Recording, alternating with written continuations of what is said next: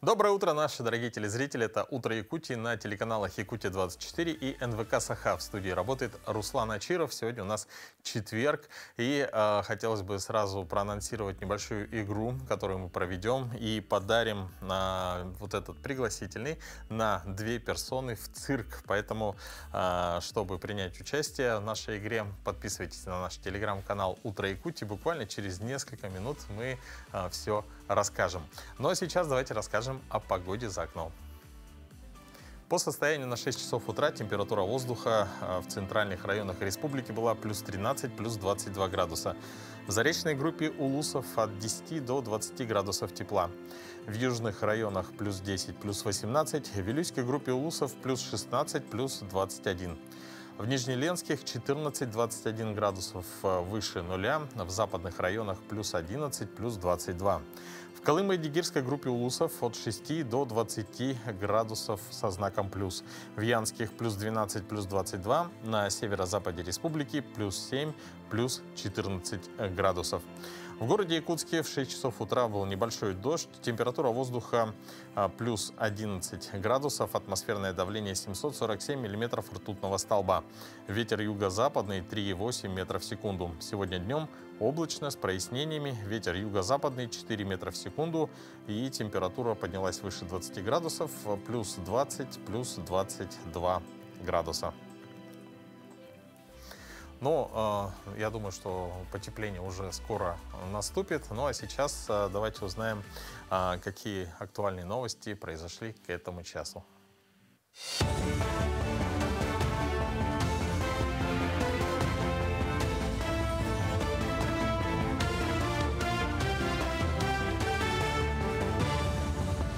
Доброе утро, коллеги. Далее блок новостей. В единых центрах отбора республики продолжается работа по отбору граждан на военную службу по контракту. Здесь организовано бесплатное проживание и трехразовое питание. Будущие контрактники в пунктах отбора после проверки документов и заполнения необходимых анкет проходят медосмотр. Инструкторы проведут собеседование с кандидатом и по его результатам определят военную специальность. При этом у каждого кандидата есть право выбора. Свои специальности рассказали на брифинге сотрудники пункта отбора граждан на военную службу по контракту.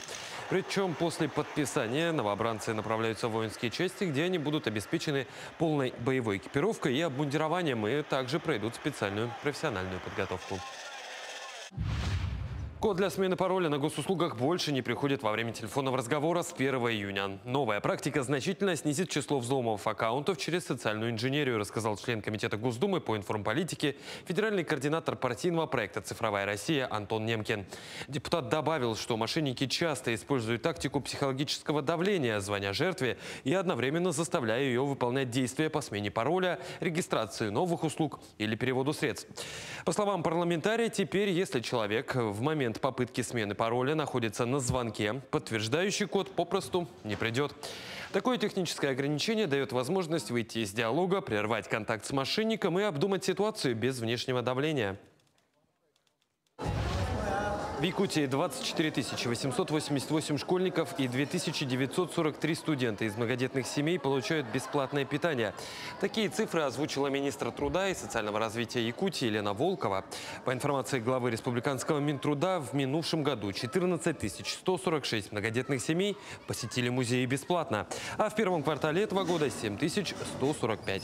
В прошлом году 13 982 школьника из многодетных семей бесплатно ездили на общественном транспорте, а в первом квартале этого года уже 8,5 тысяч. Льготы на оплату жилищно-коммунального хозяйства в 2024 году получили 5873 семьи на общую сумму 81 миллион рублей, а в первом квартале этого года 7027 семей. Суши не следует есть беременным женщинам, детям до 3 лет, людям с ослабленным иммунитетом, рассказали в пресс-службе Роспотребнадзора в Международный день суши. Там добавили, потребление суши необходимо ограничить при наличии таких заболеваний, как сахарный диабет, гастрит, холецистит, панкреатит, патологии органов желудочно-кишечного тракта, острых инфекционных заболеваний. В Роспотребнадзоре добавили, суши должны храниться при правильной температуре, поэтому при покупке готовых блюд нужно убедиться, что они находятся в холодильнике. При заказе блюд японской кухни на дом убедитесь, что доставка осуществляется в надлежащих условиях, добавили в ведомстве. Уберечь от забвения. Фотовыставка «Семья героев» открылась в аэропорту Якутска. Здесь представлены портреты родных и близких участников спецоперации, погибших в ходе боевых действий. В проекте приняли участие 60 семей со всей республики. Особенность выставки заключается в ее мобильности. Ранее кадры выставлялись в филиале Госфонда «Защитники Отечества». Посетить экскурсию в аэропорту можно до 28 июня. Люди говорят, что это очень нужная выставка, потому что героев специальной военной операции освещают, рассказывают о них, а вот о семьях не говорят. А семьи на самом деле, они посвящают свою жизнь для того, чтобы увековечить память своих родных. Отбора как такового не было, потому что люди горе переживают по-разному. И те люди, которые более открыты, те, кто хочет поделиться более своей бедой, своим вот этим, значит, своим сокровенным, они, в общем, это по желанию.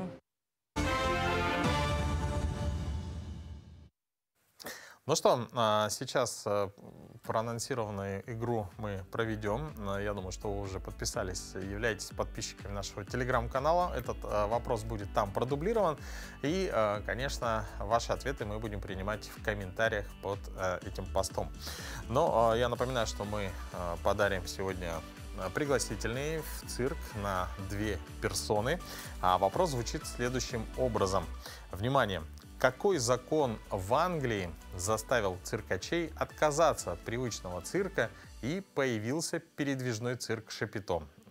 Вопрос достаточно сложный, поэтому внимательно ищите информацию. Соответственно, кто первый правильный даст ответ, тот у нас сегодня получит этот замечательный подарок. Ну что, сейчас, пока вы ищете информацию, возможно, вы параллельно уже готовите завтрак, поставили кипятиться чайник, и самое время сделать утреннюю зарядку. Всем доброе утро, дорогие жители нашей республики! Сегодня с вами на связи тренер Света Миронова, и мы с вами сделаем классную зажигательную зарядочку. И давайте вместе со мной мы с вами поднимаемся. Первым делом начинаем с разминочки, подготовим наше тело. Сделали хороший вдох через нос, вытягиваемся наверх и выдох, наклоняемся. И еще раз, хороший вдох, вытянулись, выдох и последний раз вдох. И выдох. Супер, отлично. Выпрямились. Начинаем круговые движения головой. 1, 2, 3. В другую сторону. 1, 2, 3. Кисти на плечи и круговые в плечевом. 1, 2, 3, 4. В другую сторону. И 1, 2, 3. Супер! Сейчас мы выполняем шаг в стороны, немножко разогреем наши суставы, чуть-чуть слегка приседаем и ножку вытягиваем, подключаем наши руки, локти отводим назад и 1, 2, 3, 4, 5. Выполняем развороты, поворачиваем корпус в стороны. 1, 2, 3, 4, 5, 6. Подключаем ножки, выполняем захлест и 1, 2, 3, 4, 5, 6. Супер. Еще раз сделали вдох, выдох. Сейчас мы с вами добавим немножко интенсивности. Начинаем бег на месте. Поднимаем наши коленки и побежали. Давайте 20 секунд. Самое главное, мы с вами дышим. Вдох выполняем через нос, выдох через рот. Супер. Отлично. Подключаем приседания. Ножки в стороны. Присели, ножки вместе. И давайте энергичнее. Вдох, сели, выдох, встали. 5 раз. 1, 2, 3, 4, 5. Есть. И последний. Хорошо, отлично. Теперь мы ручки берете за замочек и за затылок. Поднимаем коленку и крест-накрест, локоть, колено. Поехали. 1, 2, 3. Выдох. 4, 5, 6, 7, 8. То же самое, но уже с прямыми ногами и руками. 1, 2, выдох. 3, 4, 5, 6, 7, 8. Отлично. Выполняем выпады на месте, чтобы проработать мышцы ног. Смотрим. Хороший широкий шаг назад. Присели на выдох и колено. На одну ножку выполняем 5 раз. Сели. Выдох. За равновесием следим. 3. Вдох. Выдох. Спинку держим ровно. 4.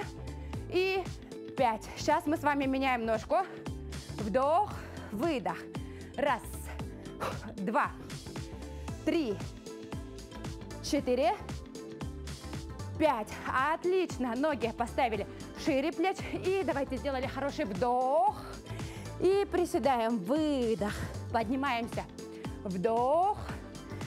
Выдох. И в заключении мы с вами растягиваемся. Сделали хороший наклон. Растягиваем всю заднюю поверхность ног. Правой ножки. Раз. 2. К левой ножке. Раз. 2. 3. Ручки взяли. Вытягиваемся вперед. Спинку округляем. 3, 4. И прогнулись. Раз.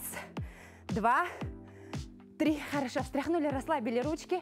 И давайте восстановили дыхание на последних. Вдох, выдох. С вами была тренер Света Миронова. Всем отличного дня! Утренняя зарядка, несомненно, относится к активностям, как и простая прогулка, например. Сегодняшний день отмечен как Международный день прогулки или День неспешной прогулки. Праздник, призывающий оценить важность такого, казалось бы, очевидного, но забытого многими способа отдохнуть, снять стресс или просто нервное напряжение. Дата праздника 19 июня выбрана в связи с тем, что именно в этот день он и был впервые проведен в 1970-х годах. Основатель праздника предложил день пешей прогулки в ответ на популярный бег трусцой, намеренно подчеркивая желание замедлить и без того стремительный темп жизни. В наши дни темп жизни только увеличивается, поэтому обычная пешая прогулка точно будет на пользу.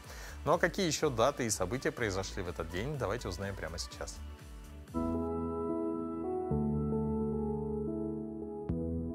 На календаре 19 июня. Сегодня Всемирный день детского футбола, Международный день прогулки. По народному календарю Ларион Пропольник. На Лариона было принято выходить в поле и пропалывать его от сорняков. «Пришел Ларион, дурную траву из поля вон», говорили крестьяне. В народе знали, если вовремя не справиться с сорняками, они сами тебя по миру пустят. «Поле полоть, руки колоть, а не полоть, так и хлеба не молоть», приговаривали во время неприятной работы. Этот день в истории. В 240 году до нашей эры греческий ученый Эратосфен впервые в мире вычислил радиус Земли. В 1862 году президент Авраам Линкольн принял закон об отмене рабства на территории США. В 1957 году в Ленинграде на площади Искусств открыт памятник Александру Пушкину. В 2002 году путешественник Стив Фоссет начал первое в мире одиночное беспосадочное кругосветное путешествие на воздушном шаре. В этот день родились Блэс Паскаль, французский ученый, изобретатель, философ, писатель. Федор Глинка, русский поэт, публицист, прозаик, декабрист. Кирилл Лемах, русский жанровый живописец, академик. Наталья Селезнева, советская российская актриса театра и кино, народная артистка России. Сергей Макаров, советский российский хоккеист, двукратный олимпийский чемпион. Именины отмечают Виссарион, Георгий, Иларион, Рафаил, Сусанна и Фёкла. Доброе утро еще раз. Ваши дети еще спят? Ну, конечно, у них же каникулы. Но наверняка кто-то уже встал и вместе с родителями собирается на работу. Ведь тенденция последнего времени, когда школьники стремятся в летние каникулы трудоустроиться, только усиливается. И вот как раз о том, где и как можно устроиться на работу в летнее время школьникам, мы сегодня поговорим с нашим утренним гостем Георгием Борисовым. Георгий Иванович, доброе утро. Доброе утро. Скажите, какие вакансии в основном предлагают работодатели и какие тенденции в этом плане преобладают в этом году? Да, действительно, сейчас начался сезон каникулы, летние каникулы, сезон вот этих летних работ. И, конечно, наши ребята, подростки, дети хотят заработать и так далее. Поэтому центры занятости, государственная служба занятости вот, в этом им помогает. У нас имеется такое мероприятие по организации летней занятости ребят от 14 до 18 лет. Отрабатываем с работодателями, ищем вакансии, чтобы трудоустроить. В основном вакансии бывают подсобных рабочих, по благоустройству, озеленению территорий, курьерство и так далее. Вот такие профессии, работы, где не требуется предварительной профессиональной подготовки. Вот, а работодателями в основном выступают администрации муниципальных поселений, бюджетные организации, например, образовательные организации, дошкольные организации бывают. Ну, бывает и торговля, бывает какой-нибудь общепит. Вот по таким направлениям дети в основном трудоустраиваются. А если так по статистике, кто больше предоставляет места, предприниматели или госструктуры? Именно по тому мероприятию, про которое я рассказываю, в основном предоставляют бюджетные организации. Бюджетные организации, администрации, ну и, конечно, предприниматели тоже. Мы с ними тоже очень активно отрабатываем. А может быть, от вас совет, где и как искать школьникам работу? Ну, те ребята, которые хотят в летнее время трудоустроиться, поработать, я приглашаю обратиться в центры занятости по месту проживания. Центры занятости в районных центрах во всех районах имеются. И в городе Якутске это тоже городской территориальный центр занятости. Он расположен по улице Петра Алексеева, 19/3. А какие дополнительные меры поддержки и программы действуют сегодня по занятости подростков? Вот у нас действует два мероприятия. Это вот организация летней занятости ребят от 14 до 18 лет в свободное от учебы время. Мы в рамках данного мероприятия должны за лето трудоустроить не менее 2842 ребят. Вот. И второе мероприятие — это летняя занятость, тоже ребят от 14 до 18 лет в оленеводческих хозяйствах. Вот это мероприятие реализуется с 2018 года. Это уникальное для нашей республики мероприятие. Оленеводческие хозяйства могут трудоустроить у себя своих же детей, например, да, в летнее время и приобщать к своему труду. А что нужно знать родителям школьников, которые ищут работу на летнее время? Ну, все те требования, которые предъявляются, они прописаны в Трудовом кодексе. Ну, например, запрещается трудоустройство детей в рабочие места вредные, тяжелые, опасные. Вот такие рабочие места. Также запрещается с ними подписывать, например, договора, простые трудовые договора, не просто трудовые, а как ГПХ. Подзабыл, да? И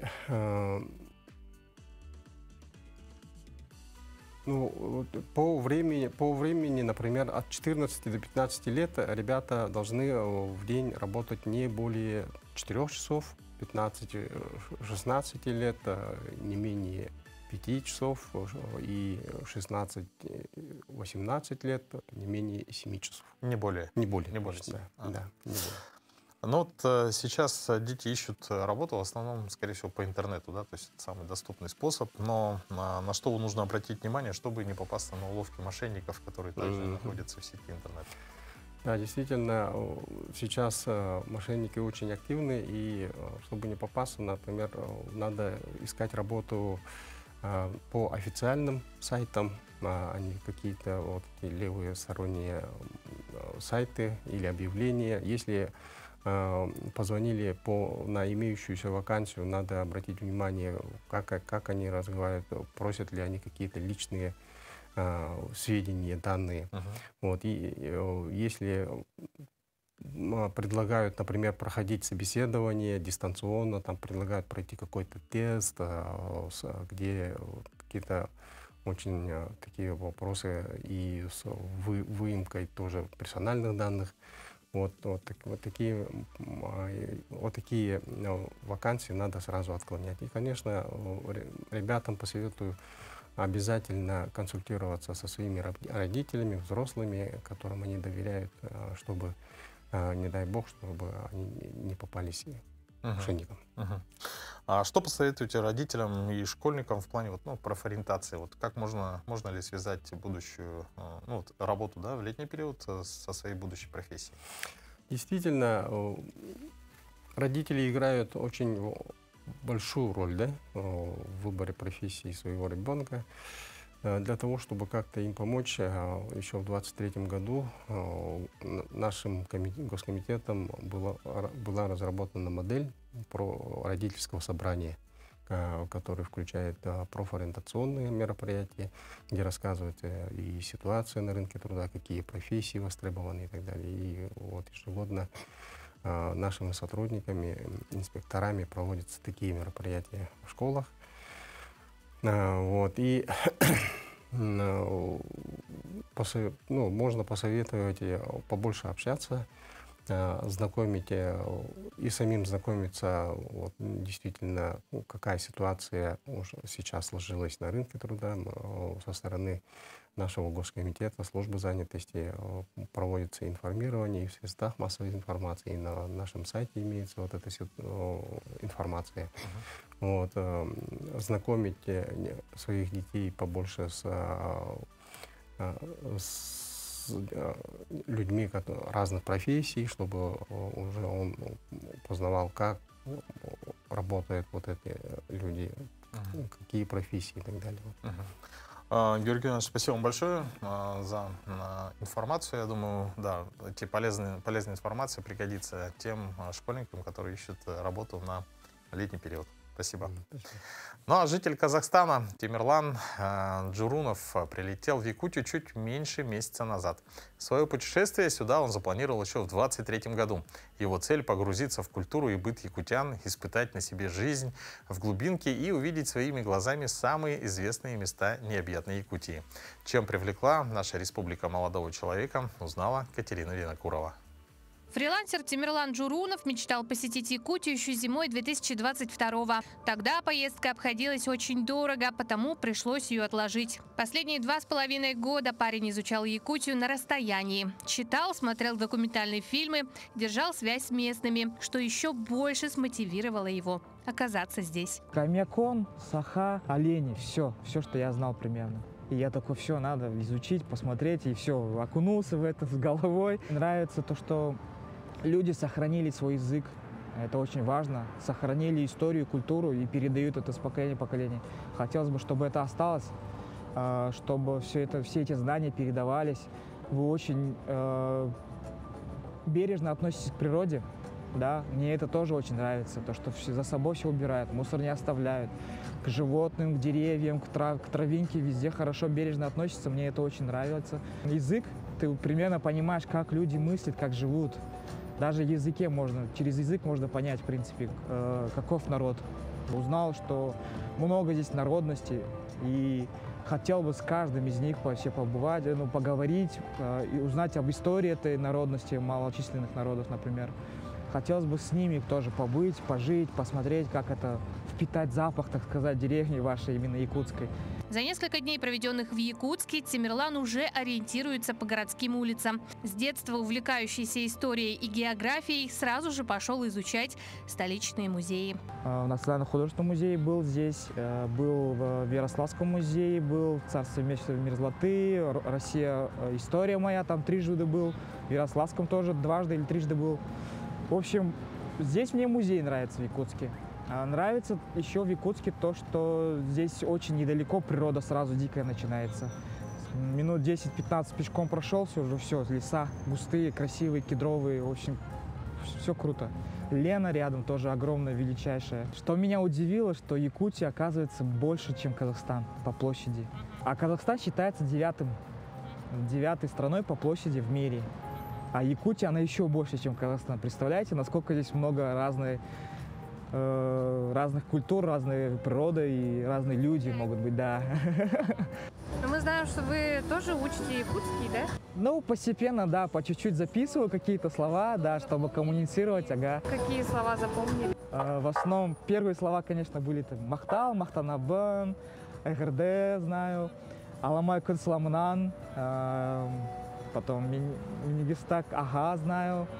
А на днях путешественник вернулся из гор Хандыки, где случилось знакомство с дикой природой Якутии. Дикие места посетили, встретили медведя, кстати, двухгодовалого. Да, в метрах 30 от нас пробежал. Вообще здорово было. Места действительно очень красивые, там горы, водопады, реки. Очень здорово. Мне нравится ваша природа.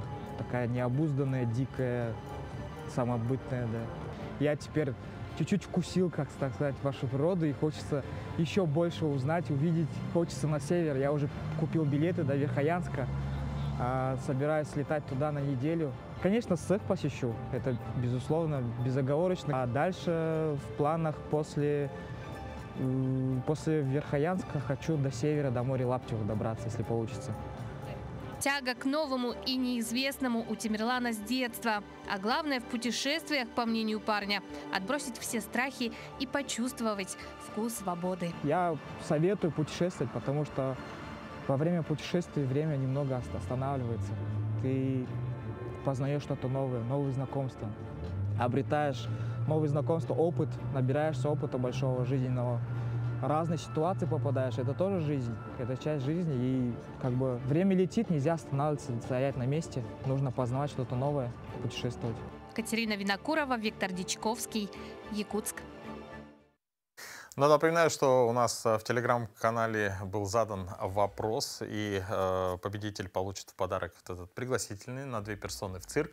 И хотелось бы отметить, что как бы нетрадиционно, да, у нас сегодня пока на данное время нет правильного ответа, поэтому небольшая подсказка.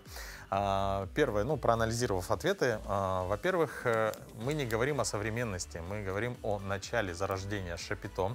Во-вторых, мы, соответственно, говорим об Англии. И третья подсказка связана это с театрами. Поэтому, друзья, ждем правильного ответа, чтобы уже сегодня в эфире объявить победителя. Ну а у выпускников школ после сдачи ЕГЭ появляется еще одна задача. Что надеть на выпускной? К ним с модными советами спешит на помощь наш стилист Дарья Габышева. Доброе утро, дорогие друзья! Меня зовут Дарья Габышева. Я персональный стилист. Сегодня это рубрика «Рекомендации стилиста». Мы продолжаем с вами тему выпускных. Это очень горячая и важная тема сезона, потому что скоро, совсем скоро, каждая девушка, мама, мальчики, папы, все отправятся на этот замечательный праздник. И главный вопрос – а в чем же мы пойдем? Для того, чтобы у нас были отличные кадры, для того, чтобы чувствовать себя уверенно и поставить красивую жирную точку в финале школьного обучения. Продолжая нашу тему, мы сегодня расскажем вам о том, какие образы можно выбрать для девушек и для их мам. Первый наш образ очень нежный и воздушный. Обратите внимание на этот замечательный цветочный принт. Словно в таком каком-то замечательном саду. Такое платье прекрасно будет сочетаться в разной стилистике. Его можно попробовать носить с комфортными кедами либо кроссовками, что сейчас очень актуально. Также для девушек, которые любят романтичную стилистику, подойдут туфли на невысоком каблуке, например, с какой-нибудь миниатюрной сумочкой. Также такие платья меня лично переносят в времена красивых диснеевских принцесс. Это то платье, в котором каждая девочка будет чувствовать себя обворожительной, самой прекрасной.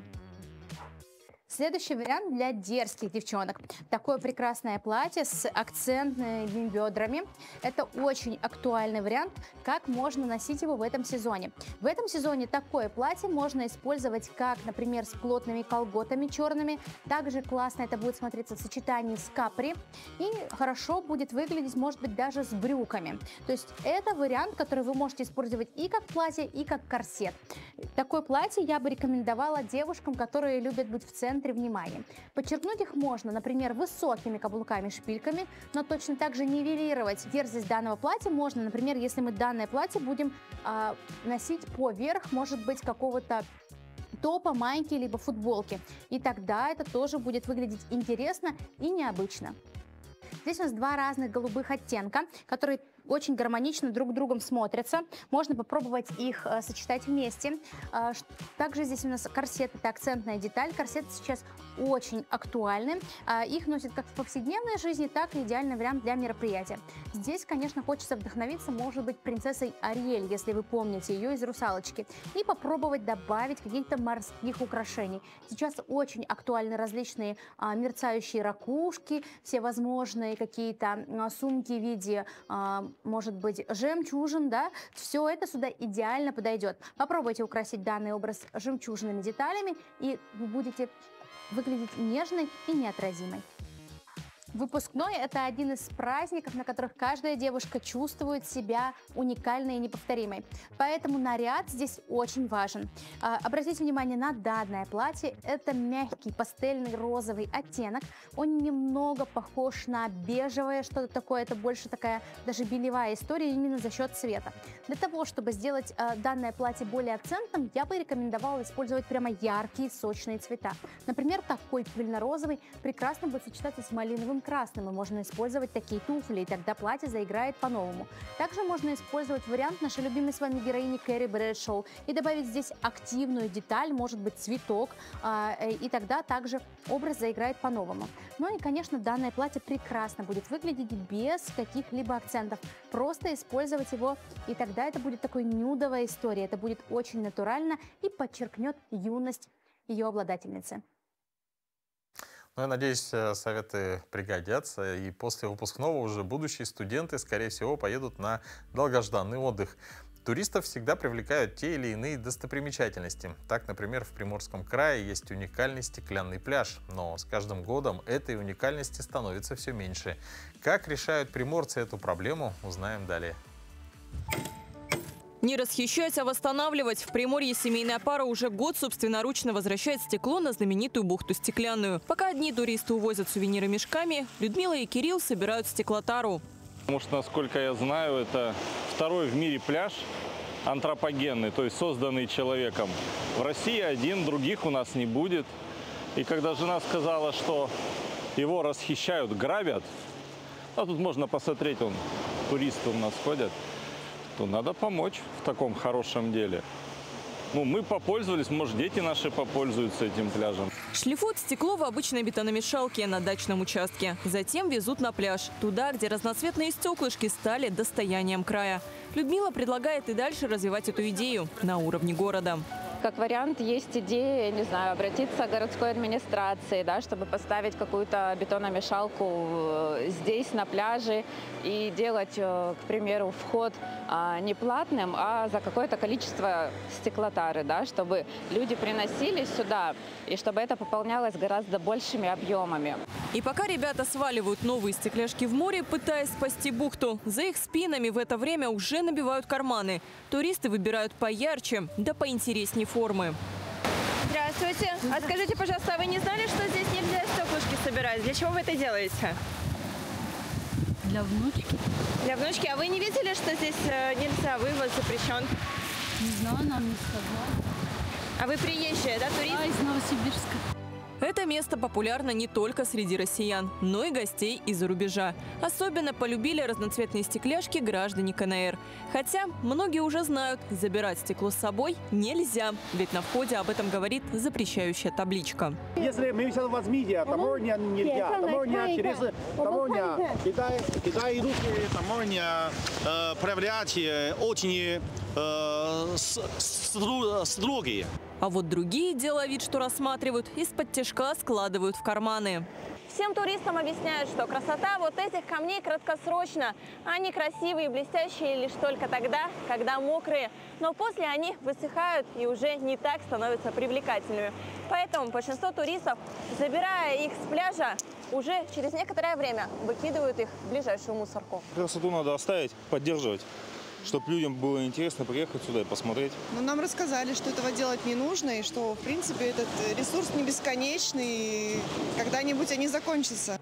Ранее здесь уже проводили подобные акции по восстановлению этой бухты. Обработанные осколки грузовиками высыпали в море. Эту идею начали подхватывать приморцы, кому не безразлична судьба родного уникального места.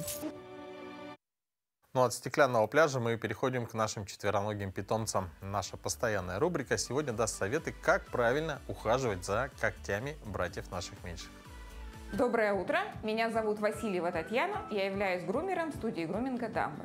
Сегодня мы поговорим о стрижке когтей. Большинство наших животных ходят с переросшими когтями. Если не стричь когти вовремя, это приводит для начала к заболеваниям пальцев, в дальнейшем распространяется на суставы и позвоночник, то бишь у собачки будет болеть спина.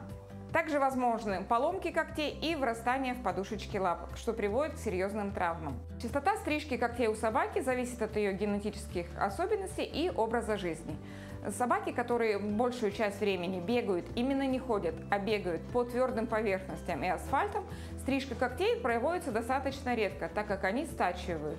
Но животные, которые живут на мягком грунте или большую часть времени они вообще проводят в квартире, стричь когти нужно раз в 10 дней. Для стрижки когтей используются всевозможные ножницы для стрижки разных размеров. Чем меньше животное, тем меньше ножницы. Гильотины я не люблю. Потому что если у вас животное не приучено к стрижке и дернуло лапой, а вы уже нажали, вы можете отрезать очень большой кусок когтя и будет сильное кровотечение. Также возможно использовать для обработки когтей всевозможные гриндеры и инструменты, которые используются для маникюра женщин. Это самая удобная вещь. Им аккуратно все спиливается, все лишние части. Если вы не можете справиться со своим животным, лучше обратиться или в ветеринарные клиники, или в ближайшую грумерскую, которая находится рядом с вами. Благодарю за внимание и до новых встреч! Представьте, зима, мороз, непроглядный туман, но наступает лето и появляются они. Самокатчики. Но, к сожалению, не все перемещаются на средствах индивидуальной мобильности правильно и безопасно. Наша рубрика «Полезные советы» сегодня постарается это исправить. Электросамокаты – это новый и весьма удобный вид городского транспорта, на котором можно быстро переместиться из точки А в точку Б. Однако у такой езды есть свои нюансы и правила, которые не все знают и не все соблюдают, что иногда может привести к плачевным последствиям. Во-первых, не следует отправляться в путь на самокате по городу сразу, если вы ранее этого не делали. Сначала потренируйтесь в малолюдных местах. А перед тем, как начать движение, убедитесь в исправности тормозов и в том, что аккумулятор самоката заряжен.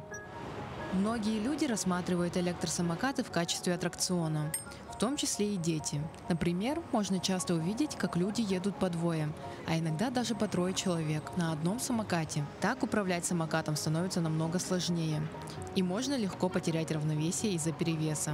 Так что запомните правило: один самокат, один человек.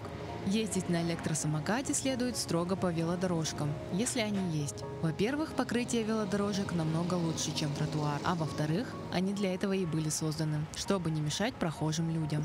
Уважайте не только пешеходов, но и водителей автомобилей. Они такие же полноправные участники движения, как и вы. Переходить дорогу можно только пешком, а самокат везите рядом. Некоторые водители не уступают дорогу пешеходам и самокатам, поэтому важно сначала убедиться в безопасности маневра и в том, что все автомобили остановили движение. Соблюдайте безопасную скорость. 25 км в час – это максимальная скорость для электросамокатов. А вот заезжая во двор, оглянитесь по сторонам. Но разгоняться до такой скорости можно только в положенных местах и только если вы ездите на самокате уверенно. Дети до 14 лет могут пользоваться электросамокатами только в сопровождении взрослых. Самостоятельное передвижение на всех средствах индивидуальной мобильности разрешается строго с 14 лет и никак иначе. И самое важное, перед тем, как стать участником движения, независимо от того, на каком транспорте вы передвигаетесь, следует выучить правила дорожного движения. Незнание правил не освободит вас от ответственности, а самое страшное может привести к серьезным последствиям со здоровьем. Берегите себя и уважайте других людей вокруг. В поселке Чернышевский открыт благотворительный пункт для нуждающихся. Как он работает, кому помогает, мы узнаем из сюжета наших мирнинских коллег. 700 жителей Мирнинского района воспользовались услугами благотворительного пункта «Чернышевский дар». В приемные дни сюда приходят по 80 человек. Бесплатно берут детскую и взрослую одежду, книги и домашние вещи. Благотворительный пункт в Чернышевском работает 6 лет. Автор идеи – лидер Союза молодежи поселка Олеся Лукина. Запустить дело помогла местная администрация, предоставила помещение. А на деньги федерального гранта 120 тысяч рублей сюда купили материалы для стеллажей, отпариватель, стойки, 600 вешалок и стиральную машинку. С ремонтом, сантехникой и электрикой помогли местные жители и предприниматели. Приходят все. И мамочки, у которых дети просто растут быстро каждый год. И мы переживали, будет ли это работать, сможет ли этот Чернышевский дар жить, как это будет, что это будет. Но на сегодняшний день я могу с уверенностью сказать, что это очень нужное дело. Его нужно организовывать в каждом поселении. Чернышевский дар работает по вторникам и четвергам с 5 до 8 вечера. Если у благотворителей нет транспорта, то они могут заказать вывоз габаритных вещей. Чернышевский дар и сам нуждается в поддержке. Не хватает вешалок, чистящих средств и стиральной машинки.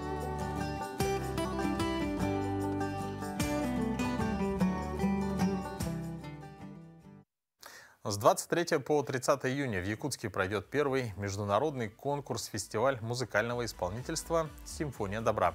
Этот масштабный проект не просто объединяет талантливых исполнителей, но и создает первый в Дальневосточном федеральном округе молодежный симфонический оркестр. А также дарит участникам уникальные возможности для роста, мастер-классы, концерты и дальнейшее профессиональное развитие. Сегодня у нас в гостях человек, чья работа обеспечивает поддержку молодых талантов и сохранение традиций классической музыки. В студии Александр Индеев, заместитель ректора Высшей школы музыки Республики Саха-Якутия, исполнительный директор и один из организаторов первого международного конкурса фестиваля «Симфония добра». Здравствуйте. Здравствуйте. Доброе утро. Скажите, как возникла идея проведения конкурса фестиваля «Симфония добра» и почему он получил такое название? Ну, мы долго вынашивали эту идею. Последний профессиональный музыкальный конкурс проводился в Якутии в далеком 2017 году. Это был такой узкопрофильный конкурс, весьма успешный, «Скрипка Севера», но долгие годы такого подобного конкурса не проводилось. Но и мы понимаем то, что оркестранты, в основном это выпускники вузов, консерваторий, они играют именно в оркестрах. Ну, а филармонических, симфонических оркестров на территории Дальнего Востока практически нет. Ну, а название, симфония – это созвучие переводится, а добро – это то, что мы хотим принести этому миру, и симфония добра – это вот такой нужный аккорд вот в нынешних условиях. А какие ключевые задачи ставит перед собой этот проект в рамках государственной политики по развитию Дальнего Востока и Арктики? Ну, знаете, мы решаем 3 задачи. Первая – это кадровая. Люди остаются в профессии, остаются в регионе. Ну и самое главное, на территории Дальнего Востока 11 субъектов Российской Федерации, 40% всей территории, только 3 филармонических оркестра. Что катастрофически мало. Ну и, как говорил, социальное – это люди остаются в регионе, работают здесь, реализуются, строят свою дальнейшую профессиональную музыкальную карьеру.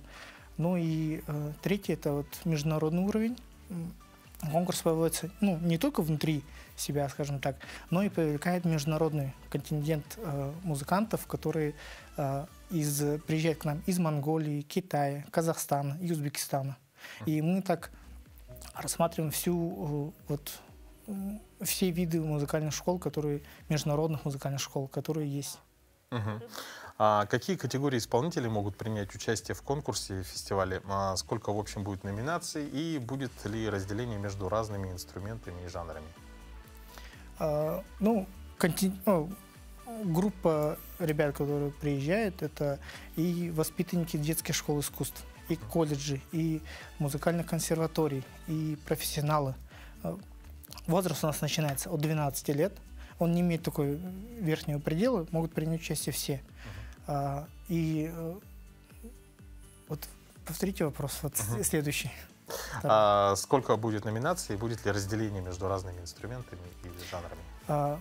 Конкурс проводится по 6 направлениям, 18 номинациям. Он включает струнные, духовые инструменты, ударные, фортепиано, камерное и академическое пение. Это вот такой оркестровый срез. Мы видим всю палитру инструментов, мы видим то, что музыканты исполняют. И, как я уже говорил, это разные музыкальные школы. Ну вот, какие возможности для профессионального роста получат лауреаты? Ну, первое и самое главное – это включение в состав первого молодежного симфонического оркестра Дальнего Востока.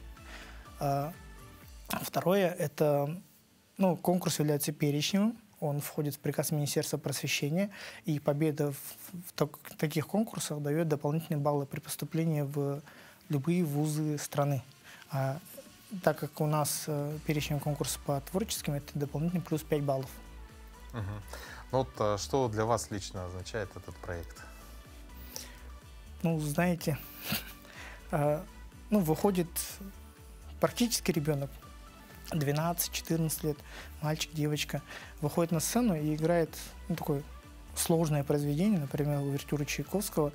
Это он не просто исполняет, он так меняется на сцене во время выступления. И это такая... Ну, в этом я вижу нашу миссию, свою миссию, помогать ребенку выстраивать свою профессиональную карьеру, чтобы у него не угас этот огонь, стремление к искусству. А планируете ли вы сделать этот фестиваль ежегодным?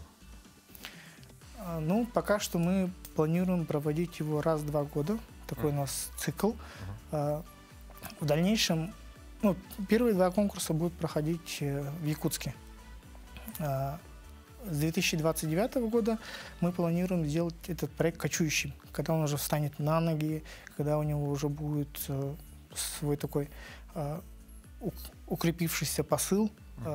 Для достижения цели мы планируем сделать его кочующим, то есть он будет проходить во всех 11 субъектах Дальнего Востока, ну и очень сильно постараемся приложить все усилия, чтобы он крепко стоял на ногах. Фестиваль будет проходить практически неделю, да, с 23 по 30 июня. Где можно будет ознакомиться с программой, как посетить, посмотреть? Ну, есть ли такая возможность? Да. У нас есть официальный сайт конкурса symfoniadobra.rf. У нас размещены в социальных сетях, в ВКонтакте, наши публикации с афишей. Афиши также размещены на театре оперы и балета, ну, в ключевых точках, чтобы ознакомить большее количество жителей и гостей города с проведением конкурса. 24-го у нас пройдет концерт открытия конкурса в театре оперы и балета. Всех приглашаем. 29-го у нас состоится большой, крупный гала-концерт. Гала-концерт победителей. На нем будет презентован состав первого молодежного симфонического оркестра. Репертуарный план уже составляется. Это не разовое выступление. Сам оркестр создается не для выступления на один раз, а это такой системный проект. В дальнейшем этот конкурс будет проводиться на постоянной основе и станет, надеюсь, большой, доброй традицией. Ну, Александр Михайлович, благодарим вас за принять участие в нашем эфире. Желаем, чтобы фестиваль прошел успешно, на высокой ноте. И был хороший, конечно же, результат в виде созданного оркестра. Спасибо большое. Спасибо. Ну, а сейчас мы передаем слово нашим коллегам из блока новостей.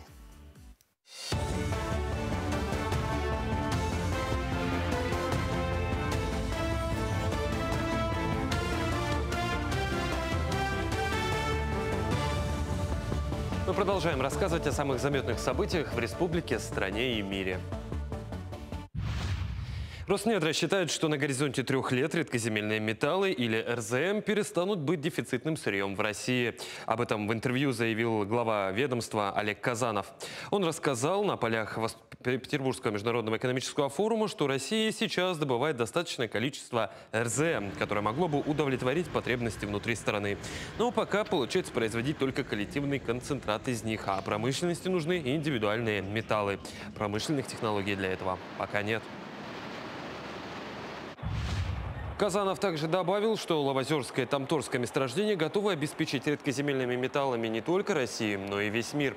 Он отметил, что в России из 28,5 миллиона тонн запасов РЗМ 11 миллионов сосредоточены всего в двух месторождениях – Лавозеровском в Мурманской области и Тамторском в Якутии целых 4 миллиона тонн. Он объяснил, у Лавозеровского месторождения, несмотря на бедные по качеству руды, самый большой потенциал. Там есть действующий горнообогатительный комбинат, а также избыток электроэнергии. Тамторское же месторождение разделено на несколько участков. Самый большой из них, участок буранный, с аномально богатыми рудами, находится в распределенном фонде недр. Объект подготовлен к добыче, но сама она пока не ведется. Группа парламентариев внесла в Госдуму законопроект, предлагающий наделить субъекты России правом устанавливать квоту для приема на работу инвалидов для всех видов обособленных подразделений работодателей на территориях, в которых они расположены. Сейчас эта возможность распространяется только на представительства и филиалы работодателя. По состоянию же за прошлый год число обособленных подразделений с численностью свыше 35 человек составило 48 832, с численностью работников более 7 тысяч человек. Завершился ежегодный образовательный проект «Бизнес-дети», организованный Центром «Мой бизнес». Этот интенсив помог развитию детей и подростков предпринимательские навыки, обучая их основам бизнеса и маркетинга. В течение второго дня в интенсиве приняли участие 21 юный бизнесмен из Якутска и ряда районов республики. Дети прошли различные мастер-классы, узнали, как использовать современные технологии для продвижения своих идей. Разделившись на команды, они разработали собственные проекты и в дальнейшем будут работать над их улучшением. Я раньше очень редко участвовала в командных работах, точнее не активно и не по своему желанию, а сейчас мне очень это нравится даже. Я, кстати, еще нашла друзей во время процесса придумывания нашей компании, и я узнала понятия и явления в бизнесе, и, например, что такое стратегия и что такое УТП. Есть мысли, что я, возможно, создам свой бизнес. Геленджик примет в этом году свыше 30 тысяч детей в 16 оздоровительных лагерях, включенных в реестр детского отдыха и оздоровления. Об этом сообщили в пресс-службе Минтруда и соцразвития Краснодарского края. В ведомстве уточнили, по итогам проверок совместно с Роспотребнадзором все лагеря готовы к приему детей. Кроме этого, работу скорой медпомощи в Геленджике обеспечивает 8 круглосуточных бригад, автопарк 16 машин. Все службы укомплектованы необходимым оборудованием и медикаментами. Отдельно обеспечена и готовность инфекционного, реанимационного и травматологического профиля. На этом все. Хорошего дня и оставайтесь на нашем телеканале.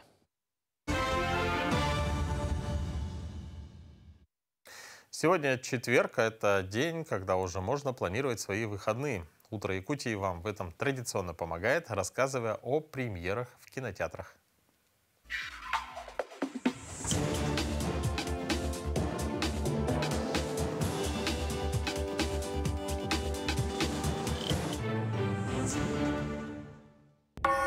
Наконец-то я обзавелся собственным телом. Живым не уйдет никто из вас. Смотрите в кинотеатре центральную премьеру японского аниме «Дан-да-дан. Злой глаз» уже с этого четверга. Возрадуйся. Динамичное аниме, в котором школьники сражаются с призраками, пришельцами и своими страхами. Проект основан на одноименной манге Юкинобу Тацу и стремительно завоевал популярность за счет оригинального визуального стиля, бешеного темпа и дерзкого юмора. Сериал совмещает элементы боевика, хоррора, комедии и подростковой драмы, превращая каждую серию в яркое жанровое приключение.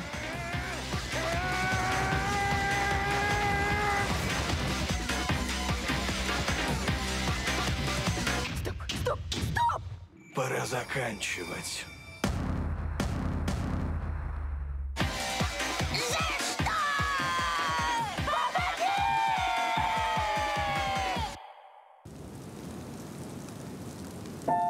Мы вас ждали, так ждали. Также на больших экранах фильм «Белый пароход» режиссера и сценаристки Инги Шепелевой, вошедший в основную конкурсную программу 48-го международного кинофестиваля в Сан-Паулу и показанный на фестивале «Маяк» в Геленджике. Спасибо. Сейчас она придет. Кто она? Марта.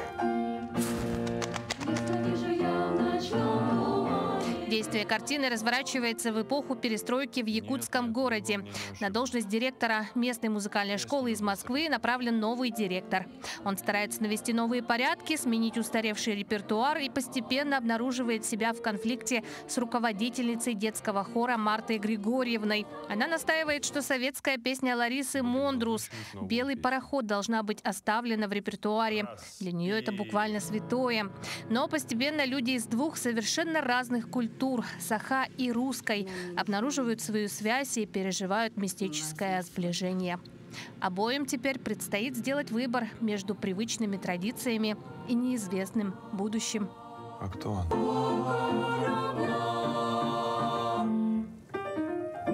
Мы желаем вам отличного настроения и приятного просмотра.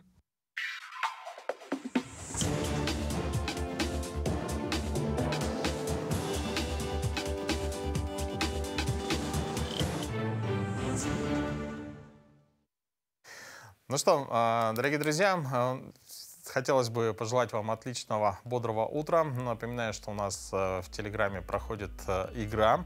Вопрос был такой: какой закон в Англии заставил циркачей отказаться от привычного цирка и появился передвижной цирк? Ну, я думаю, что мы подведем уже в Телеграм-канале итоги и узнаем, кому достанется наш подарок. Но увидимся с вами завтра в это же время.